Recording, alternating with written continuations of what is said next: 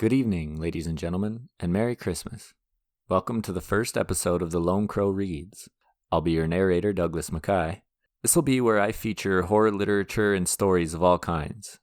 I want to read old horror stories that may have been forgotten, new stories by listeners or myself, or personal experiences that you would like to have shared with the murder.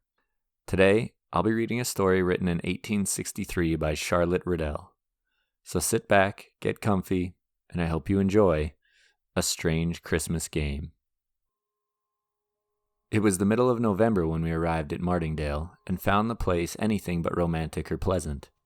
The walks were wet and sodden, the trees were leafless, there were no flowers save a few late pink roses blooming in the garden. It had been a wet season, and the place looked miserable. Claire would not ask Alice down to keep her company in the winter months, as she had intended, and for myself, the Cronsons were still absent in New Norfolk, where they meant to spend Christmas with old Miss Cronson, now recovered. Altogether, Martingale seemed dreary enough, and the ghost stories we had laughed at while sunshine flooded the room became less unreal when we had nothing but blazing fires and wax candles to dispel the gloom.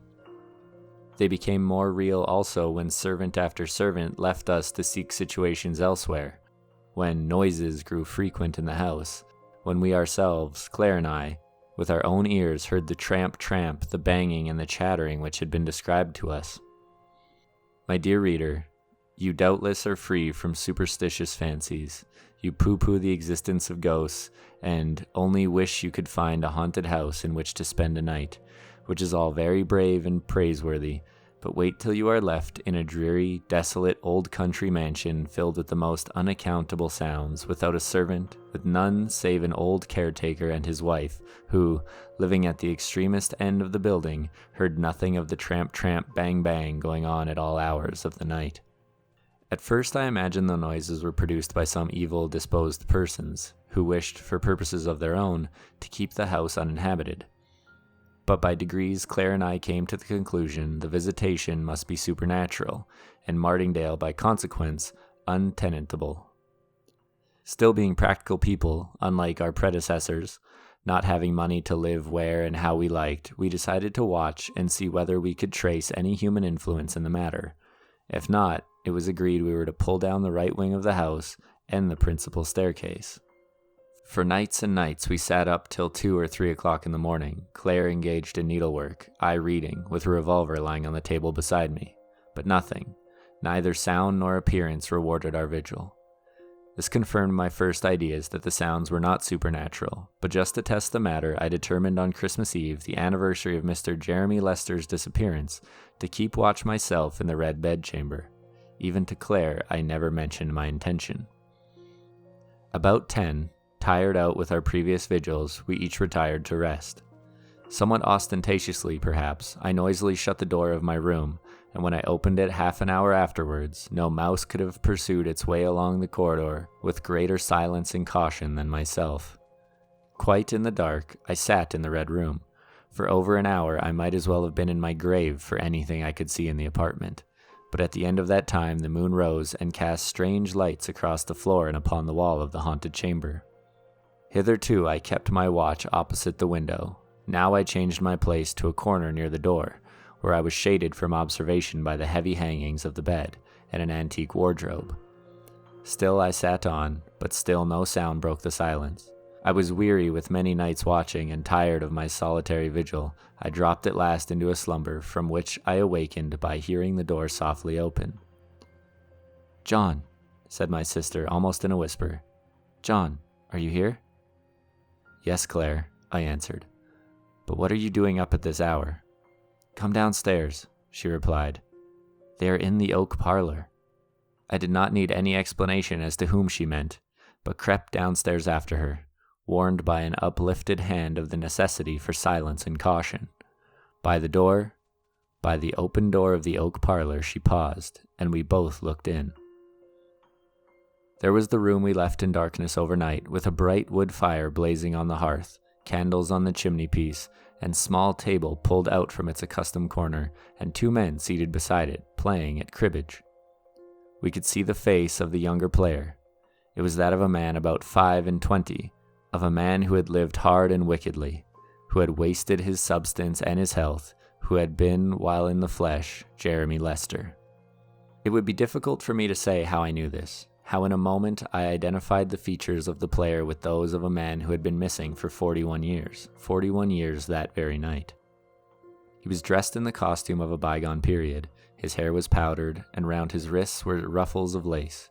He looked like one who, having come from some great party, had sat down after his return home to play cards with an intimate friend. On his little finger there sparkled a ring. In the front of his shirt there gleamed a valuable diamond. There were diamond buckles in his shoes, and according to the fashion of his time, he wore knee breeches and silk stockings, which showed off advantageously the shape of a remarkably good leg and ankle. He sat opposite the door, but never once lifted his eyes to it. His attention seemed concentrated on the cards. For a time there was utter silence in the room, broken only by the momentous counting of the game. In the doorway we stood, holding our breath, terrified and yet fascinated by the scene which was being acted before us. The ashes dropped on the hearth softly and like the snow. We could hear the rustle of the cards as they were dealt out and fell upon the table. We listened to the count. 15-2, 15-4, and so forth. But there was no other word spoken until at length the player whose face we could not see exclaimed, "I win! The game is mine!" Then his opponent took up the cards, sorted them over negligently in his hand, put them close together, and flung the whole pack in his guest's face, exclaiming, "Cheat! Liar! Take that!" There was a bustle and confusion, a flinging over of chairs, and fierce gesticulation, and such a noise of passionate voices mingling that we could not hear a sentence which was uttered. All at once, however, Jeremy Lester strode out of the room in so great a hurry that he almost touched us where we stood. Out of the room, and tramp, tramp, up the staircase to the Red Room, whence he descended in a few minutes with a couple of rapiers under his arm. When he re-entered the room, he gave, as it seemed to us, the other man his choice of the weapons, and then he flung open the window, and after ceremoniously giving place for his opponent to pass out first, he walked forth into the night air, Claire and I following. We went through the garden and down a narrowing, winding walk to a smooth piece of turf, sheltered from the north by a plantation of young fir trees. It was a bright, moonlit night by this time, and we could distinctly see Jeremy Lester measuring off the ground. "When you say 3, he said at last to the man whose back was still towards us. They had drawn lots for the ground, and the lot had fallen against Mr. Lester. He stood thus with the moonbeams falling upon him, and a handsomer fellow I would never desire to behold. 1, began the other. 2, and before our kinsman had the slightest suspicion of his design, he was upon him, and his rapier through Jeremy Lester's breast. At the sight of that cowardly treachery, Claire screamed aloud. In a moment the combatants had disappeared, the moon was obscured behind a cloud, and we were standing in the shadow of the fir plantation, shivering with cold and terror.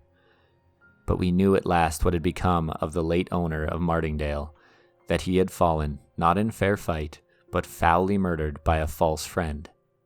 When late on Christmas morning I awoke, it was to see a white world, to behold the ground and trees and shrubs all laden and covered with snow. There was snow everywhere, such snow as no person could remember having fallen for 41 years. "It was on just such a Christmas as this that Mr. Jeremy disappeared," remarked the old sexton to my sister, who had insisted on dragging me through the snow to church, whereupon Claire fainted away and was carried into the vestry, where I made a full confession to the vicar of all we had beheld the previous night. At first, that worthy individual rather inclined to treat the matter lightly, but when, a fortnight after, the snow melted away and the fir plantation came to be examined, he confessed there might be more things in heaven and earth than his limited philosophy had dreamed of. In a little clear space just within the plantation, Jeremy Lester's body was found. We knew it by the ring and the diamond buckles and the sparkling breastpin, and Mr. Cronson, who in his capacity as magistrate came over to inspect these relics, was visibly perturbed at my narrative. "Pray, Mr. Lester, did you in your dream see the face of the gentleman, your kinsman's opponent?" "No," I answered. "He sat and stood with his back to us all the time." "There is nothing more, of course, to be done in the matter," observed Mr. Cronson. "Nothing," I replied, and there the affair would doubtless have terminated. But that a few days afterwards, when we were dining at Cronson Park, Claire all of a sudden dropped the glass of water she was carrying to her lips and exclaimed, "Look, John, there he is!" rose from her seat, and with a face as white as the tablecloth pointed to a portrait hanging on the wall. "I saw him for an instant when he turned his head towards the door as Jeremy Lester left it," she explained. "That is he." Of what followed after this identification, I have only the vaguest recollection. Servants rushed hither and thither. Mrs. Cronson dropped off her chair into hysterics. The young ladies gathered around their mamma. Mr. Cronson, trembling like one in an ague fit, attempted some kind of an explanation, while Claire kept praying to be taken away. Only to be taken away. I took her away, not merely from Cronson Park, but from Martingdale. Before we left the latter place, however, I had an interview with Mr. Cronson, who said the portrait Claire had identified was that of his wife's father, the last person who saw Jeremy Lester alive. "He's an old man now," finished Mr. Cronson, "a man of over 80 who has confessed everything to me. You won't bring further sorrow and disgrace upon us by making this matter public." I promised him I would keep silence, but the stories gradually oozed out, and the Cronsons left the country. My sister never returned to Martingdale. She married and is living in London. Though I assure her there are no strange noises in my house, she will not visit Bedfordshire, where the little girl she wanted me so long ago to think of seriously is now my wife and the mother of my children. Thank you all very much for listening to the first episode of Lone Crow Reads. Now, as I mentioned, this is where I would like to feature horror stories of all kinds, whether it's personal experiences or fictional stories that you like or have written and would just like to share with the Lone Crow community. I'm personally writing some stories of my own that I'm going to share here when they're finished. So if you'd like to do that as well, you can feel free to email me your stories at lonecrowpod@gmail.com. You can also reach me on social media at lonecrow_pod on Instagram and Twitter, or you can follow on the Facebook page at the Lone Crow Podcast. Make sure to subscribe if you like the channel and share with your friends. I know things have been very sporadic when it comes to posting. I do some live streams here and there, but the last little while, especially during the holidays, it's been hard to actually get things settled down and done.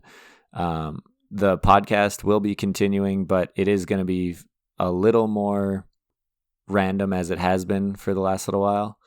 It's just hard with my full-time job, and especially during the holiday season, to sit down and find the time to work on it. But for now, I'm going to try and keep the horror stories and ghost stories and stuff coming, and work on the podcast as much as I can when I can in the new year. And again, thank you guys so much for listening. And from the Lone Crow and the rest of the murder, have a Merry Christmas.